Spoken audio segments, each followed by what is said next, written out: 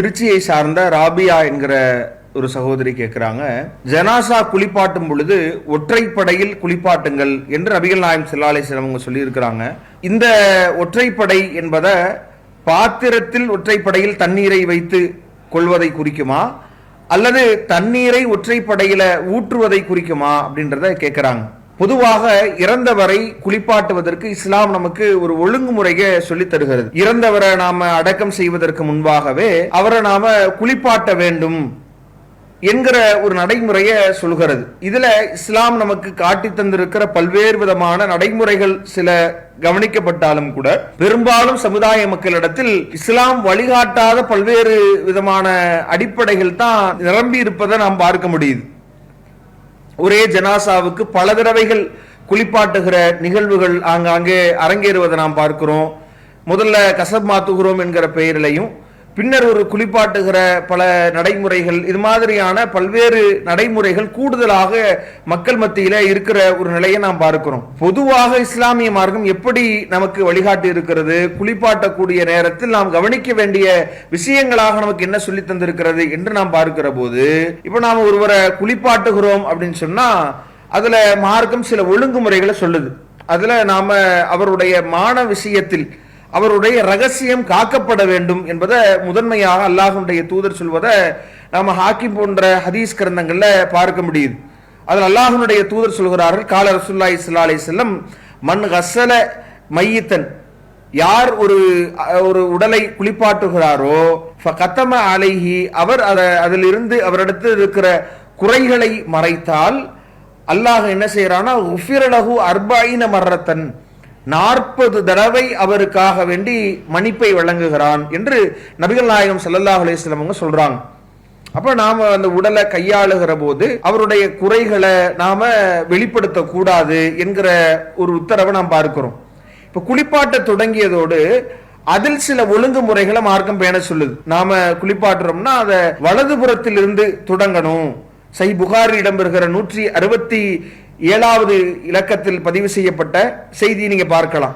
சஹீஹ் புகாரியில 167வது இலக்கத்தில் பதிவு செய்யப்பட்டிருக்கிற செய்தியில பார்க்கலாம், கால நபி ஸல்லல்லாஹு அலைஹி வஸல்லம் லஹுன்ன ஃபி கஸ்லி இப்னத்திஹி, அல்லாஹ்வுடைய தூதர் தன்னுடைய மகளாரை குளிப்பாட்டுகிற அந்த நேரத்தில் சில உத்தரவுகளை குளிப்பாட்டக்கூடியவங்களுக்கு வழிகாட்டுறாங்க.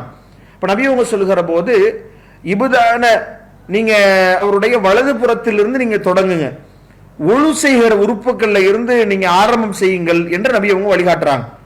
நாம அவரை கழுக தொடங்குகிற போதே அதை ஒழு செய்கிற உறுப்புகளான அந்த வலது புறத்தில் இருந்து தான் நாம கழுக தொடங்கணும் அந்த பாகங்களை என்கிற வழிகாட்டுதல மார்க்கம் சொல்லுகிறது. அடுத்த நடைமுறையை நாம் பார்க்கிற போது நபிகள் நாயகம் ஸல்லல்லாஹு அலைஹி வஸல்லம் அவங்க இப்படி தண்ணீர் ஊற்றி நாம் கழுகிற போது அதை ஒற்றைப்படையில் தண்ணீரை நாம் அமைத்துக் கொள்ளணும் என்பதை சொல்றாங்க. சகோதரி கேட்ட மாதிரி சஹீஹ் புகாரி இடம்பெறுகிறது 1254வது இலக்கத்தில் பதிவு செய்யப்பட்ட செய்தி, தஹல அலைனா ரசூலுல்லாஹி ஸல்லல்லாஹு அலைஹி வஸல்லம், அல்லாஹ்வின் தூதர் அவங்களுடைய மகளாரை குறிப்பாற்றுகிற போது நபிகள் நாயகம் ஸல்லல்லாஹு அலைஹி வஸல்லம் வந்து சொன்னாங்க, வ நஹ்னு நகசிலு இப்னத்தஹு, அவருடைய மகளாரை நாங்கள் குளிப்பாட்டி கொண்டிருந்தோம். ஃபகால நபி அவங்க சொன்னாங்க, யஸில்னஹா, அவரை நீங்க குளிப்பாட்டுங்க, சலாசன் வ ஹம்சன் அவ் அக்ஸர மின் ஜாலிக் பிமாஇன் வ சிதரின், நீங்க இந்த தண்ணீர் மற்றும் இழந்த இலையினால இவர் 3 முறையோ 5 முறையோ அல்லது அதற்கு மேற்பட்ட இந்த ஒற்றைப்படைகள்லையோ நீங்க அவரை கழுகுங்க என்று அல்லாஹ்வின் தூதர் உத்தரவிடுறாங்க. இப்ப நபிகள் நாயகம் ஸல்லல்லாஹு அலைஹி வஸல்லம் உத்தரவின் வார்த்தைகளை வைத்து நாம் பார்க்கிற போது நாம் கழுகும் பொழுது எப்படி வலதுபுறத்தில் இருந்து நாம் கழுக தொடங்குகிறோமோ அப்போ நாம கழுவுவதை ஒற்றைப்படையில் அமைக்கணும். கழுவுவதுனா என்ன, நாம தண்ணீரை எடுத்து ஊற்றி நாம கழுகும் பொழுது அதை இப்போ நம்ம கை ஒழு செய்கிற போது கழுகுறோம்ல, கழுகும் பொழுது ஒரு தடவை என்பதை நாம் எப்படி எடுத்துக்கொள்வோம், கழுகுவதைத்தான் நாம எடுத்துக்கொள்வோம். 3 தடவைனா அதை எத்தனை முறை நாம் கழுகணும் அப்படின்ற அந்த முறையைத்தான் நாம வரிசை அதை நினைவு வைத்துக் கொள்வதை போல இதுல நாம எத்தனை தடவை எடுத்து கழுகுகிறோம் அப்படின்றது தான் அடிப்படை. அப்ப நாம தண்ணீரை ஒரு வாளியில இழந்த இலையினால் நாம தண்ணீரை, இழந்த இலை கிடைக்கும் பட்சத்தில் இழந்த இலையை நாம் சேர்த்துக் கொள்ளலாம் தண்ணீர்ல. அப்ப அப்படி தண்ணீர் ஒரு பெரிய ஒரு பாத்திரத்துல எடுத்துக்கொண்டோம்னா நாம ஒரு ஜக்கில இருந்து தண்ணீர் எடுத்து ஊத்துறோம்னா இதை ஒற்றைப்படையில எடுத்து கழுகுகிற ஒரு அடிப்படையில 3 முறையோ அல்லது 5 முறையோ 7ஓ 9ஓ இப்படி நாம் ஒற்றைப்படையிலேயே அதை எடுத்து கழுகுகிற மாதிரி நாம் அமைத்துக் கொள்ளலாம். இல்ல நமக்கு அது மறந்துரும் என்று நாம் அஞ்சுகிற போது குறைந்தபட்சம் அந்த சின்ன சின்ன பாத்திரங்கள்ல நாம் ஒற்றைப்படையை ஏற்படுத்தி அந்த பாத்திரங்களை 7ஓ 9ஓ அல்லது இது மாதிரியான அந்த ஒற்றைப்படையிலான பாத்திரங்களை நாம் அடுக்கி வைத்து அப்படி நாம் அதை எடுத்து நாம் அவருடைய உடல்களை அந்த ஒற்றைப்படையின் அடிப்படையில் ஊற்றி கழுகினாலும் சரிதான். இப்ப ஏதோ ஒரு முறையில ஒற்றைப்படை என்பதுதான் இங்க கவனிக்க வேண்டுமே ஒழிய ஒற்றைப்படையில் நாம அந்த பாகங்களை வலதுபுறத்திலிருந்து கழுக தொடங்கணும்.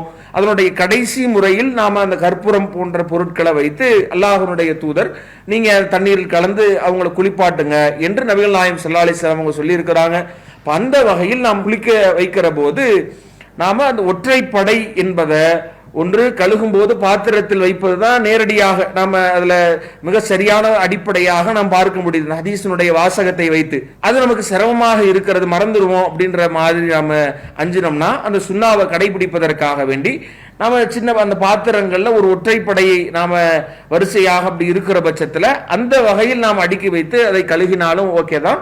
அப்ப நாம அந்த சுண்ணாவை கடைபிடிக்கிற வகையில ஒற்றைப்படை என்பதை ஏதோ ஒரு விதத்தில் நாம ஆக்கிக் கொள்ள வேண்டும் என்பதைத்தான் இந்த செய்தியின் மூலமாக நாம் தெரிந்து கொள்கிறோம். இதை இந்த கேள்விக்குரிய பதிலாக சொல்லிக் கொள்கிறோம். அல்லாஹு அக்பர், அல்லாஹு அக்பர்.